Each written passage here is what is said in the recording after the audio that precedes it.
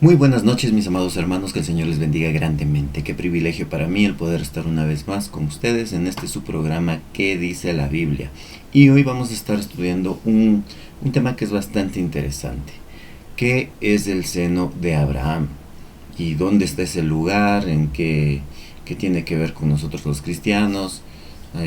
Bueno, vamos a estudiar el concepto para dejar en claro esto, justamente porque me hicieron esta pregunta. Así que vamos a empezar este tiempo, primero que nada orando, vamos a ponerlo en manos del Señor. Bienvenidos a todos los que ya se van enlazando, tanto en YouTube, en Facebook, en TikTok, y toda la gente que está viendo ya este programa. El Señor les bendiga grandemente. Vamos a poner este tiempo en manos de nuestro Dios. Cerremos nuestros ojos, por favor. Bendito y amado Padre Celestial, mi Dios eterno, te damos gracias por este día que tú nos regalas. Gracias, Señor, por haber podido llegar al culmino de este día, Señor, esta noche. Te pedimos que nos ayudes, que nos hables, que nos enseñes, que nos muestres tu voluntad. Guíanos, Señor, en rectitud conforme a tus promesas, conforme a tu palabra y a todos tus designios. Señor, queremos hacer las cosas que a ti te agradan. Guíanos, Padre Celestial, y enséñanos. Enséñanos a tener un corazón recto delante de tus ojos. Guárdanos y líbranos de todo mal. Ayúdanos en este tiempo, Señor, y que todo lo que hagamos, todo lo que aprendamos y digamos, sea para gloria y honra de tu precioso nombre. No queremos escuchar filosofías, pensamientos, ideologías ni palabras de hombres. Necesitamos escuchar tu voz. Guíanos, Señor. Guíanos en rectitud, conforme a la multitud de tus promesas. Te lo rogamos, Padre amado. Ponemos nuestras vidas delante de ti, orando en el precioso nombre de nuestro Señor Jesucristo. Amén y amén. Muy bien, mis amados hermanos, pues vamos a empezar este estudio, y hoy necesitamos utilizar bastante la Biblia. Así que, primero que nada, ¿de dónde sale este concepto? ¿Qué es el seno de Abraham? Y vamos a acompáñenme por favor en sus Biblias al Evangelio de Lucas, capítulo 16, en los versículos del 19 al 31. Dice así la palabra del Señor. Había un hombre rico, que se vestía de púrpura y de lino fino y hacía cada día banquete con esplendidez. Había también un mendigo llamado Lázaro, que estaba echado a la puerta de aquel, lleno de llagas, y ansiaba saciarse de las migajas que caían en la mesa del rico, y aun los perros venían y le lamían las llagas. Aconteció que murió el mendigo y fue llevado por los ángeles al seno de Abraham, y murió también el rico, y fue sepultado. Y en el Hades alzó sus ojos, estando en tormentos, y vio a lo lejos a Abraham y a Lázaro en su seno. Entonces él dando voces dijo: Padre Abraham, ten misericordia de mí, y envía a Lázaro para que moje la punta de su dedo en agua, y refresque mi lengua, porque estoy atormentado en esta llama. Pero Abraham le dijo: Hijo, acuérdate que recibiste tus bienes en tu vida, y Lázaro también males, pero ahora éste es consolado aquí, y tú atormentado. Entre nosotros y vosotros, además de todo esto, una gran cima está puesta entre nosotros y vosotros, de manera que los que quieren pasar de aquí a vosotros no pueden, ni de allá para acá.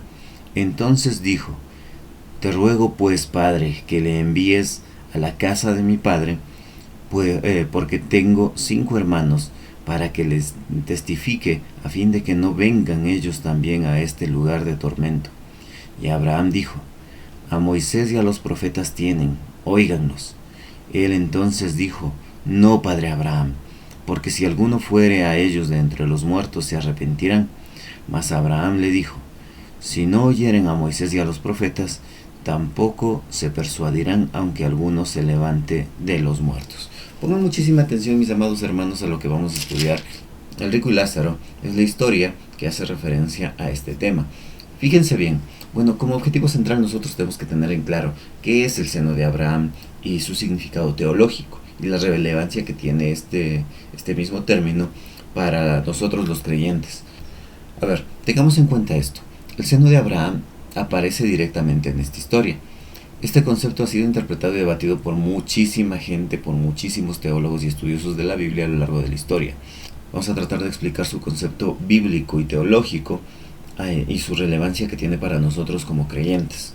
Muy bien, en esta historia nosotros podemos observar que hay intervienen dos personajes en la historia que están narrando a mi Señor Jesucristo. Un hombre rico y un mendigo llamado Lázaro que vivía en una extrema pobreza. Y no solamente eso, sino que estaba posiblemente con lepra, porque la historia dice que aún los perros venían y le lamían las llagas. Fíjense bien en esto, porque en el momento en que los dos mueren, dice que los ángeles llevan a Lázaro a la presencia de Abraham. Pongan mucha atención a esto, porque no dice que este hombre va a la presencia de Dios, sino va a la presencia de Abraham. Y dice que descansaba en su seno.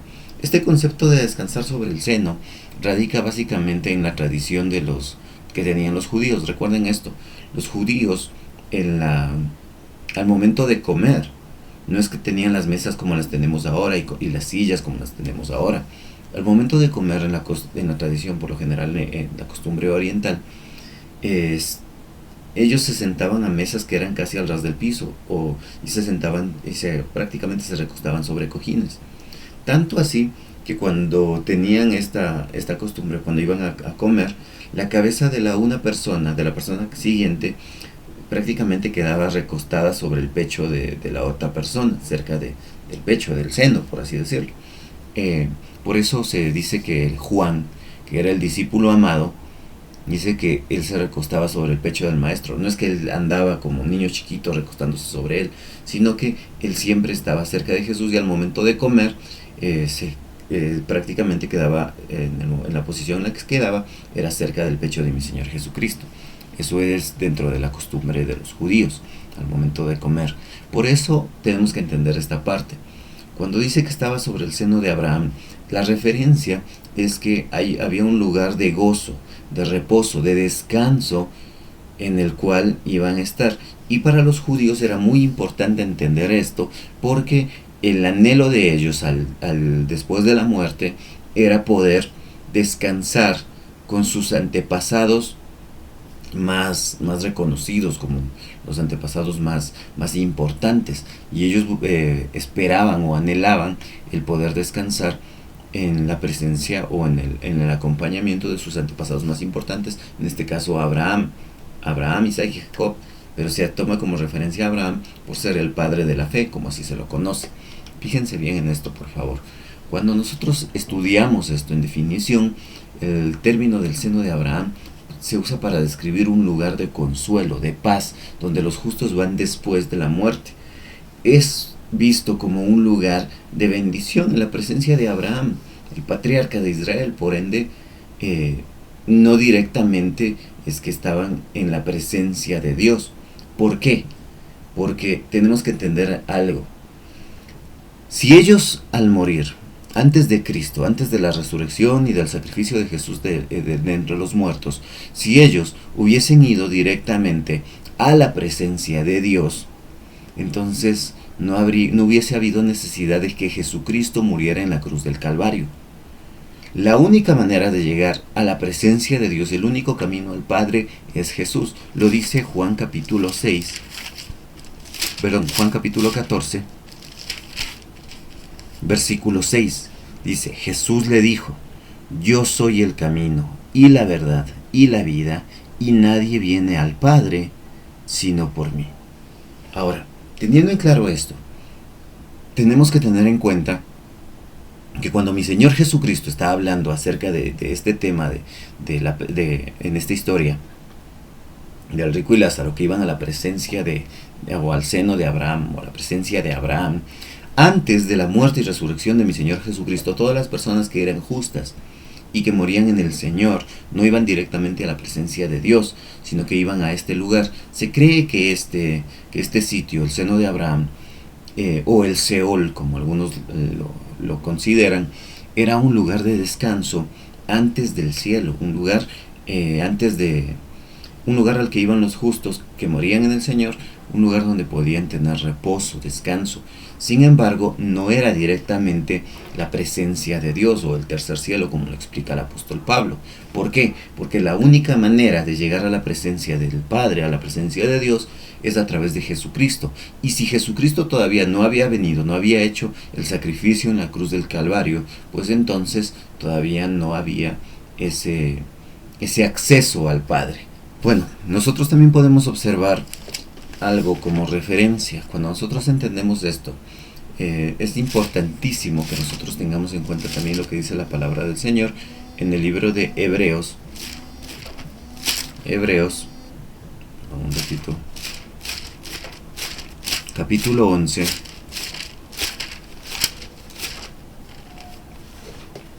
versículos del 8 al 10, dice así la palabra del Señor. Hebreos capítulo 11, versículos del 8 al 10.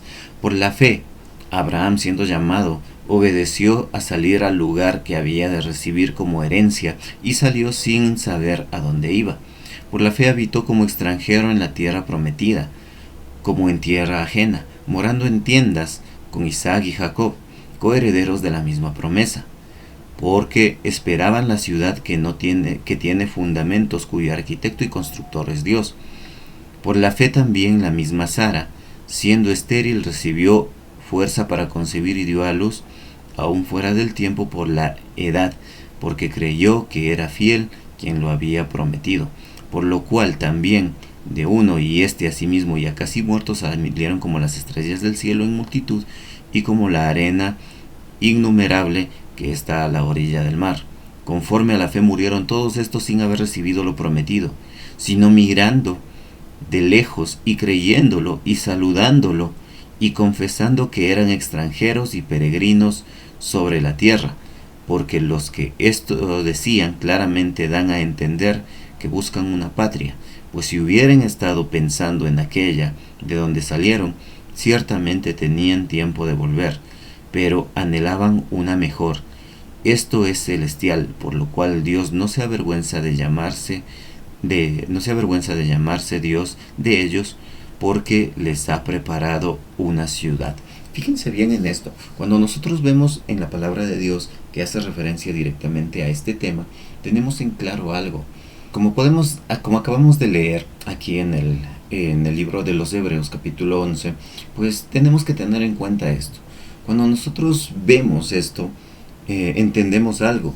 Abraham, Isaac y Jacob y toda la gente antes del Antiguo Testamento, antes de la venida de mi Señor Jesucristo, tenían en cuenta esto, tenían en cuenta algo, que el lugar o la tierra prometida a donde ellos aspiraban no era precisamente algo terrenal, algo físico, sino que aspiraban algo mucho más allá, como dice en el texto, ¿no? Una ciudad cuyo arquitecto y edificador es Dios mismo. De hecho, si volvemos un ratito al Evangelio de Juan en el capítulo 14, antes de decirles, mi Señor Jesucristo, yo soy el camino, la verdad y la vida, y nadie viene al Padre sino por mí, Él mismo menciona en el capítulo 14, versículos del 1 al 5, no se turbe vuestro corazón, creéis en Dios, creed también en mí. En la casa de mi Padre muchas moradas hay. Si así no fuera, yo mismo lo hubiera dicho.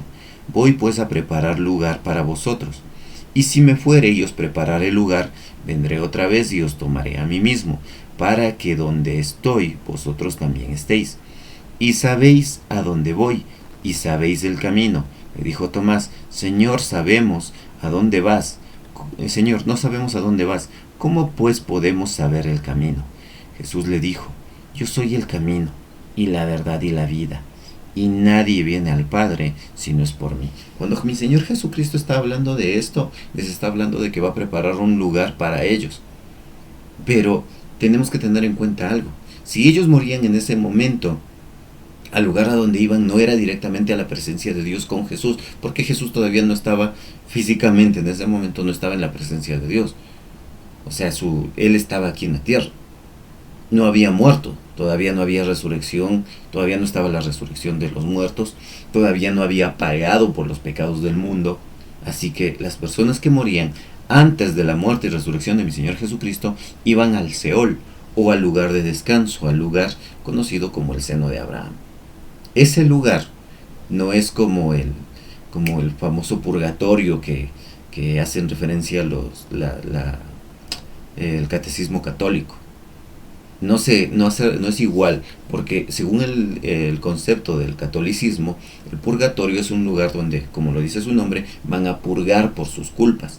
En cambio, este sitio, el seno de Abraham, era un lugar donde se encontraba descanso, donde había reposo, era una especie de paraíso.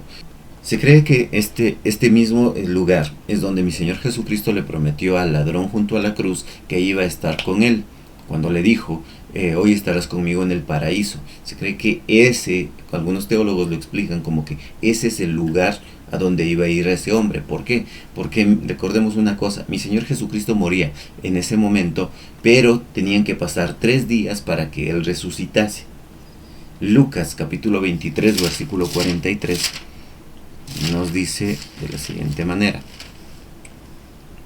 Lucas capítulo 23 versículo 43 dice así la palabra del Señor. Leo, dice así: entonces Jesús le dijo, bueno, vamos a leer desde el 39, dice: y uno de los malhechores que estaban colgados le injuriaba diciendo, si tú eres el Cristo, sálvate a ti mismo y a nosotros. Respondiendo el otro le reprendió diciendo, ni aún temes a Dios estando en la misma condenación. Nosotros, a la verdad, justamente padecemos, porque recibimos lo que merecemos, nuestros hechos, mas ningún mal hizo. Y dijo a Jesús, acuérdate de mí cuando vengas en tu reino. Entonces Jesús le dijo, de cierto te digo que hoy estarás conmigo en el paraíso. Este lugar, este paraíso, como es mencionado en esta parte de la escritura, este paraíso, muchos teólogos creen que era este mismo seno de Abraham, que es ahí donde este hombre, a causa del arrepentimiento, iba a ir, porque mi Señor Jesucristo todavía no había resucitado, así que mi Señor Jesucristo tenía que ir a ese lugar, para de ese lugar darles acceso directamente a la presencia de Dios, directamente al cielo, porque recordemos lo que acabamos de leer en Juan capítulo 14. Él es el camino, Él es la verdad y Él es la vida, y solamente a través de Él se puede llegar al Padre. O sea que antes de Él no había acceso al Padre, pero había un lugar donde podían ir y donde iban a tener reposo. Es por eso que nosotros, por ejemplo, en Apocalipsis capítulo 7, versículos del 15 al 17, dice de la siguiente manera. Apocalipsis capítulo 7, versículos del 15 al 17, dice así: por esto están delante del trono de Dios y le sirven día y noche en su templo, y el que está sentado sobre el trono extenderá su tabernáculo sobre ellos. Ya no tendrán hambre ni sed, y el sol no caerá más sobre ellos ni calor alguno, porque el Cordero está en medio del trono, los pastoreará y los guiará a fuentes de aguas de vida, y Dios enjugará toda lágrima de los ojos de ellos. Fíjense bien en esto, es a través de Jesús. Cuando el apóstol Juan está hablando de esto, mi Señor Jesucristo ya había muerto, ya había resucitado, y ahora le estaba mostrando la revelación acerca del final de los tiempos. Teniendo en claro este concepto, nosotros podemos ver que esa raíz de mi Señor Jesucristo, esa raíz de que Él viene a este mundo, de que muere en la cruz del Calvario, y que posteriormente va a la presencia de Dios, deja el Espíritu Santo, es ahora que nosotros conocemos de nuestro Señor Jesucristo, y por los méritos de Jesucristo en la cruz del Calvario es que nosotros ahora tenemos entrada directamente a la presencia de Dios. Es solamente por medio de Él. Pero ¿qué pasaba antes de Él? Todas las personas en el Antiguo Testamento, como ya lo dije antes, llegaban a este lugar, al seno de Abraham. No llegaban directamente a la presencia de Dios, sino que llegaban al seno de Abraham porque era el lugar de reposo al que Dios les ofrecía para que pudieran estar hasta la venida de mi Señor Jesucristo. Si ellos hubiesen ido antes de mi Señor Jesucristo directamente a la presencia de Dios, entonces no había necesidad para que mi Señor Jesucristo muriese en la cruz del Calvario. Porque si para llegar a la presencia de Dios solamente necesitaría yo ser justo, pues entonces ¿en dónde entra la justicia de Dios? En Romanos capítulo 5 nos expresa de la siguiente manera. Romanos capítulo 5 versículos del 1 en adelante dice: justificados pues por la fe tenemos paz para con Dios por medio de nuestro Señor Jesucristo, por quien también tenemos entrada por la fe a esta gracia en la cual estamos firmes y nos gloriamos en la esperanza de la gloria de Dios. Y no solo esto, sino que también nos gloriamos en las tribulaciones, sabiendo que la tribulación produce paciencia, y la paciencia prueba, y la prueba esperanza, y la esperanza no avergüenza, porque el amor de Dios ha sido derramado en nuestros corazones por el Espíritu Santo que nos fue dado. Porque Cristo, cuando aún éramos débiles, a su tiempo murió por los impíos. Ciertamente apenas morirá alguno por el justo.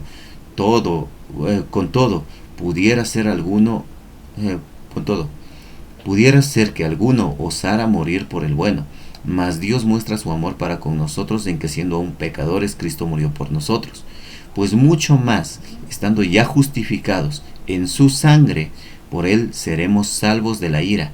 Porque si siendo enemigos fuimos reconciliados con Dios por la muerte de su Hijo, mucho más estando reconciliados seremos salvos por su vida. Y no solo esto, sino que también nos gloriamos en Dios por nuestro Señor Jesucristo, por quien hemos recibido ahora la reconciliación. Fíjense bien en esto. Es solamente a través de Jesucristo que nosotros podemos ser declarados justos. Es solamente a través de mi Señor Jesucristo que podemos ser justificados, valga la redundancia, pero es por medio de la fe. Por medio de la fe en Jesucristo es que ahora tenemos gracia para con Dios, porque antes nosotros éramos enemigos de Dios. Nuestro pecado nos había causado una separación directamente de Dios. En el momento en que mi Señor Jesucristo muere, y ahora que nosotros conocemos de Él, nos arrepentimos de nuestros pecados y ponemos nuestra confianza, nuestra esperanza, nuestra fe en Dios, en Jesucristo, en lo que Él hizo, en su obra redentora, pues ahora nosotros tenemos acceso directamente al cielo, directamente a la presencia de Dios, como ya lo leí antes. Somos salvos por gracia, por medio de la fe. Y como decía mi Señor Jesucristo, tenemos acceso al Padre, pero solamente es por medio de Él.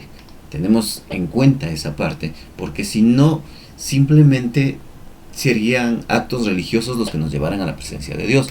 En 1 Tesalonicenses capítulo 4, primera carta a los Tesalonicenses, capítulo 4, versículos 16 y 17, dice así la palabra del Señor. Porque el Señor mismo con voz de mando, con voz de arcángel y con trompeta de Dios descenderá del cielo, y los muertos en Cristo resucitarán primero.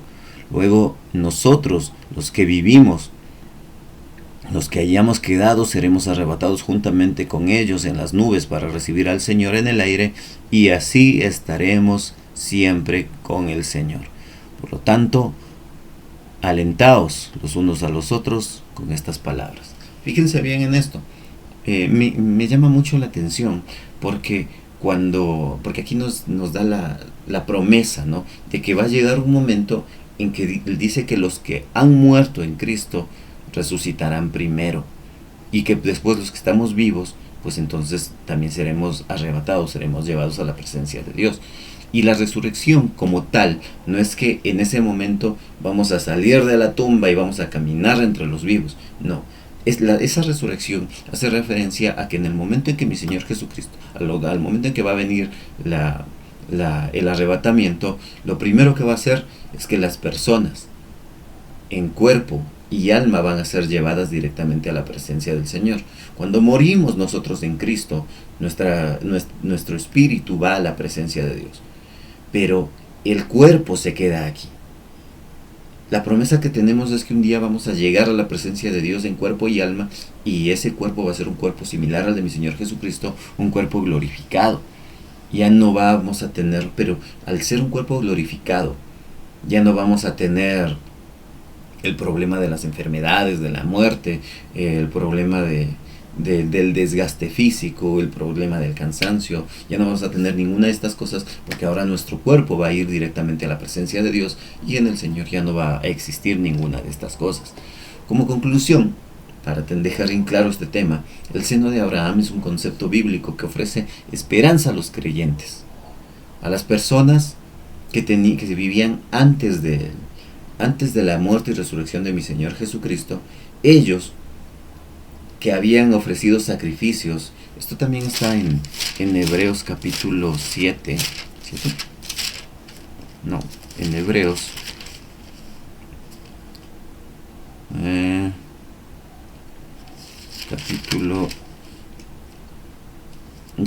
Hebreos capítulo 7, versículos del 22 en adelante dice: Por tanto, Jesús es hecho fiador de un mejor pacto, y los otros sacerdotes llegaron a ser muchos debido a que por la muerte no podían continuar.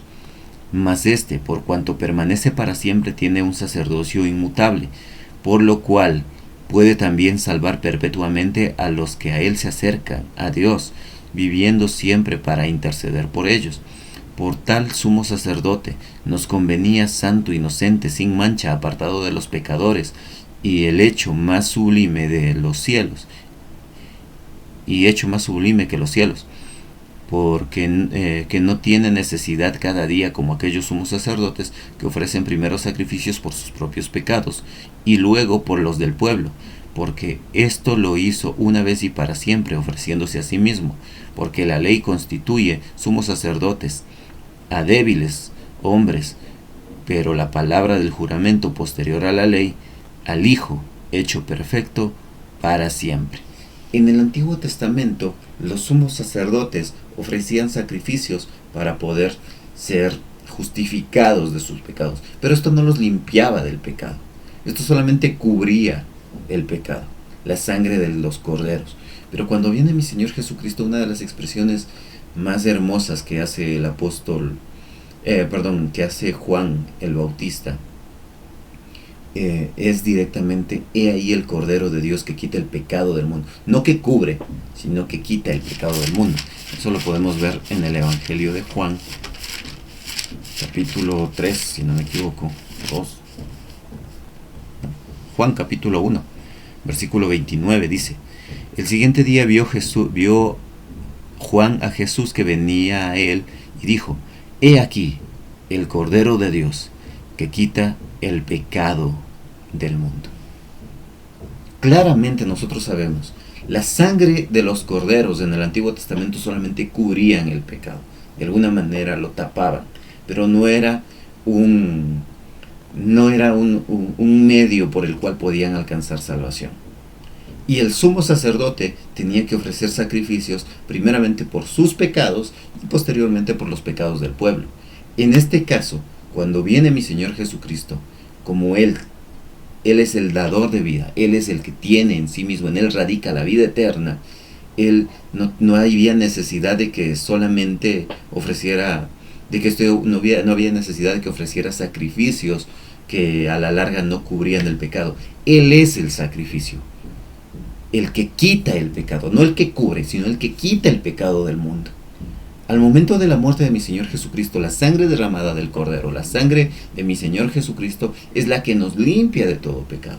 Hay un himno, hay dos himnos que me llaman mucho la atención, que ya son un poquito antiguos. El uno dice: lávame en tu sangre, Salvador, y límpiame de toda mi maldad. Y hay otro himno también bastante antiguito que dice: ¿quién me puede dar perdón? Solamente de Jesús, la sangre. Tengan en cuenta esto. Esto es muy hermoso, porque cuando nosotros vemos y tenemos claro este concepto, tenemos claro el hecho de que solamente en Cristo podemos nosotros entender, alcanzar la salvación y la vida eterna, pues nosotros podemos estar seguros de algo: que cuando nosotros muramos, si estamos en Cristo, iremos directamente a la presencia de Dios. Si estamos sin Cristo, la condenación eterna nos espera. Tengan en cuenta esto, porque cuando nosotros hablamos y vemos claramente a la luz de la palabra de Dios que ya no necesitamos un lugar intermedio, porque ahora tenemos acceso al Padre directamente, ya no necesitamos un lugar donde tenemos que esperar la promesa, pues la promesa ya está dada y la promesa ya está cumplida en Cristo. Pues entonces vamos a poder tener esperanza de salvación y vida eterna. Espero que haya quedado claro este tema, mis amados hermanos. Que Dios les bendiga en gran manera. Les amo desde el fondo de mi corazón. Y no se olviden, este fin de semana a las 10 de la mañana tenemos nuestro culto. Les pido también 1000 disculpas por el problema que tuvimos el día miércoles en el tiempo de oración.